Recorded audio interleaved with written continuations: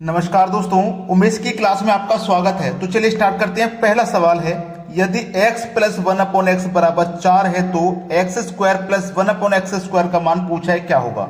देखिएगा, दो टाइप के सवाल होते हैं। पहला टाइप तो ये होता है कि यहाँ पे भी पावर दी जाए, जैसे x की पावर यहाँ पे है, यहाँ पे भी हो। अगर यहाँ पे भी पावर होगी और यहाँ पे भी पावर होगी तो उसको करने का तरीका अलग होता है। तो मैं वो तरीका आज नहीं सिखा रहा, मैं सिखा रहा हूं कि यहाँ पे पावर दी गई है तो कैसे करेंगे। और वीडियो थोड़ा लंबा भी बनेगा क्योंकि ज्यादा सवाल लिए गए हैं, तो वीडियो को पूरा देखिए क्योंकि इंपॉर्टेंट सवाल है सभी। अब देखो यहाँ पे क्या है, 4। सबसे इंपॉर्टेंट बात है कि यहाँ पे जो संख्या है उसको ले लीजिए आप। 4 ले लिया। अब यहाँ पे पावर 2 है तो इसकी पावर भी 2 करेंगे आप, ठीक है। यहाँ पे पावर 2 है तो इसकी पावर भी 2 करेंगे। अब यहां भी प्लस है और यहां भी प्लस है, दोनों जगह प्लस है तो माइनस करेंगे आप। कितना? 2 को ही माइनस करेंगे। इस संख्या को लिखना है, पावर 2 है तो पावर 2 कर देना है।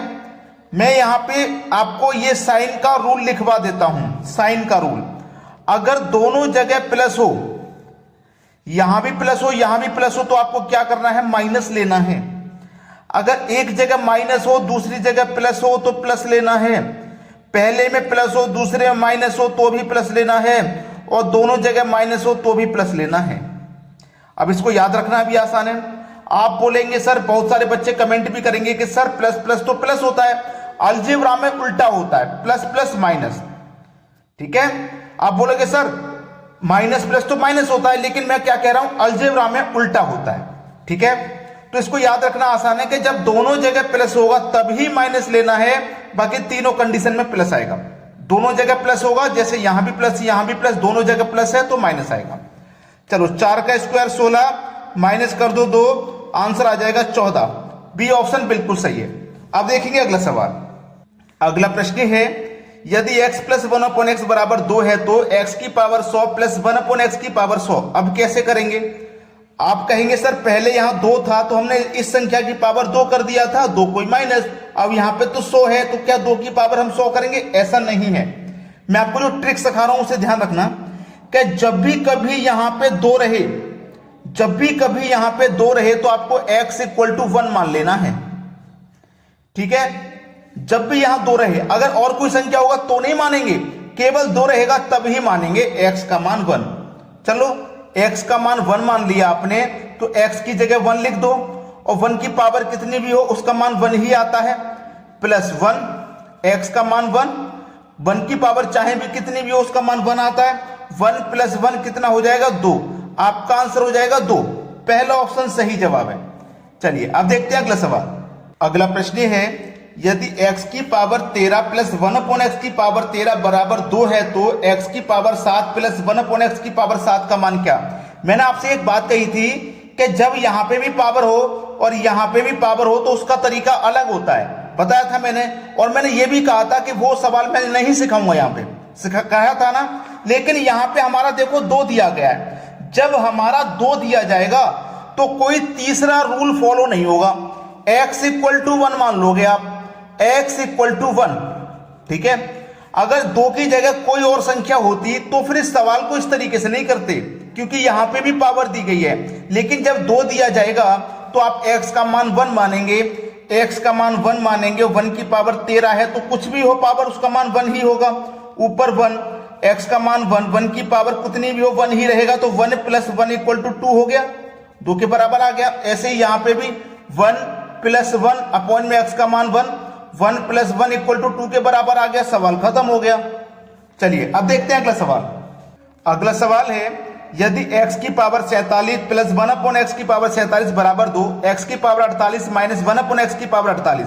मैंने क्या कहा है आपसे कि जब यहां पे 2 दे दिया जाए तो चाहे यहां पे पावर हो चाहे यहां पे पावर हो, x का मान 1 मान लीजिए बस। तो x का मान आपने क्या मान लिया? 1 मान लिया। x का मान क्या मान लिया? 1।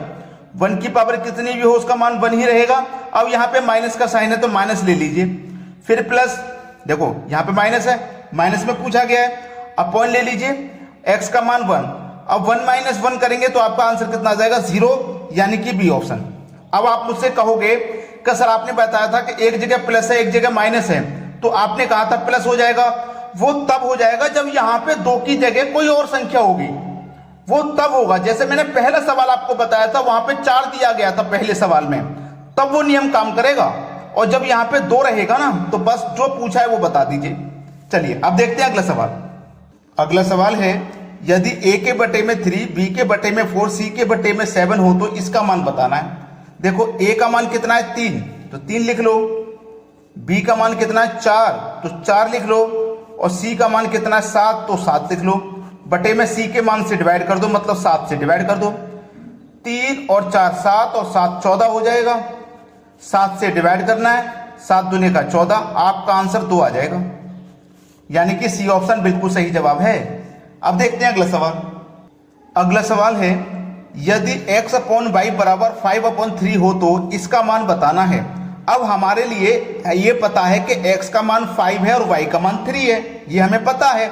तो x का मान 5 है तो 5 का स्क्वायर कर दो, मतलब 25, माइनस y का मान 3 है, 3 का स्क्वायर कर दो 9, x का स्क्वायर मतलब 5 का स्क्वायर 25, नीचे प्लस का साइन है, 3 का स्क्वायर 9।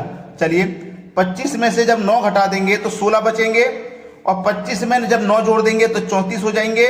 अब कटा लेंगे 2 से, 2 अट्ठे 16, 2 से कट जाएगा 17 बार में, 8 के बटे में 17, ये हो जाएगा सवाल का सही जवाब। 8 के बटे में 17, डी ऑप्शन बिल्कुल सही जवाब है। अब देखेंगे अगला प्रश्न। अगला सवाल है, यदि x प्लस 2/x बराबर 3 हो तो x की पावर 3 माइनस x की पावर 2 माइनस 4x प्लस 4 का मान बताना है, क्या होगा। बहुत ही अच्छा सवाल है। देखो ये हमारे पास क्या है, x प्लस 1 2/x है और ये 3 के बराबर है। तो पहले आप इसको ही तो सरल करेंगे कि 3 के बराबर हमारा आना चाहिए, है कि नहीं। तो मैं क्या करता हूं, x इक्वल टू 1 मान लेता हूं। x इक्वल टू मैंने 1 मान लिया, तो मैं x की जगह 1 रखूंगा, प्लस ऊपर 2 है, x की जगह 1 रखूंगा, 1 प्लस 2 इक्वल टू 3 हो जाएगा। तो ये मेरा 3 के बराबर हो गया, जिसमें मुझे पता है कि मेरा x का मान 1 है।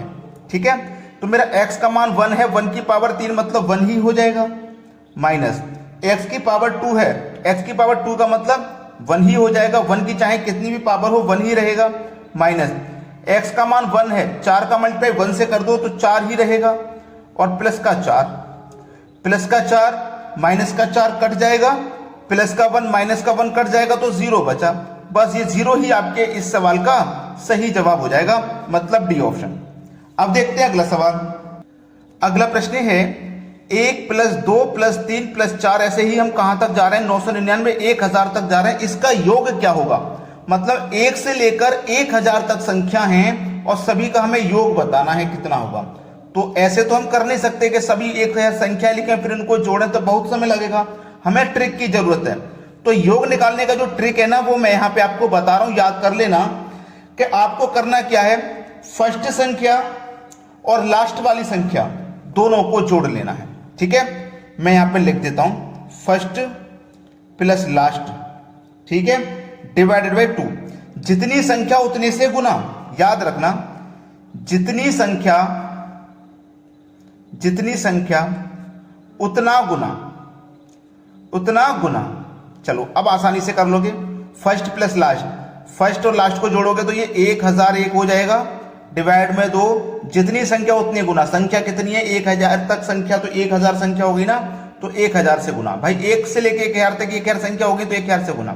2 से घटा दो 1000 को तो 500 बार में कटेगा। ठीक है, 2 जीरो आ जाएंगे लास्ट में, 5 एकम 5, 5 का 0 से करोगे, फिर 0 से करोगे तो 2 जीरो आ जाएंगे, फिर 5 एकम 5। अब ये देख लो किस ऑप्शन में, आप बोलोगे सर पहले ऑप्शन में, यही सही जवाब है। चलिए अब देखते हैं अगला सवाल।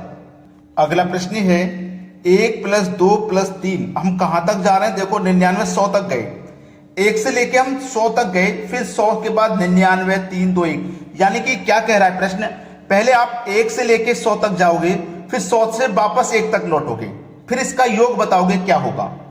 तो ऐसा प्रश्न अगर आपने नहीं देखा है तो आज पहली बार देख रहे हो तो समझ लीजिए केवल 1 सेकंड का सवाल है, केवल 1 सेकंड का।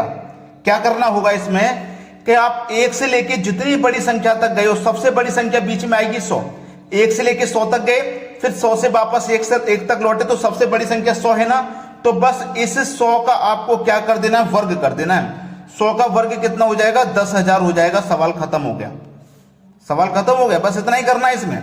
अब देखेंगे अगला प्रश्न। अगला प्रश्न है, ये भी अभी जो किया बिल्कुल वैसा है। 1 + 2 + 3 कहां तक जा रहे हैं? 25 तक। फिर 25 के बाद फिर वापस लौट रहे हैं 1 तक। 1 से स्टार्ट किया, 25 तक गए, 25 से फिर वापस 1 तक लौटे। सबसे बड़ी संख्या 25 है, तो क्या करेंगे? 25 का वर्ग कर देंगे। और 25 का जब आप वर्ग करोगे तो कितना होता है? 25 का वर्ग 625 होता है। यही सवाल का सही जवाब हो जाएगा सी ऑप्शन। अब देखते हैं अगला सवाल।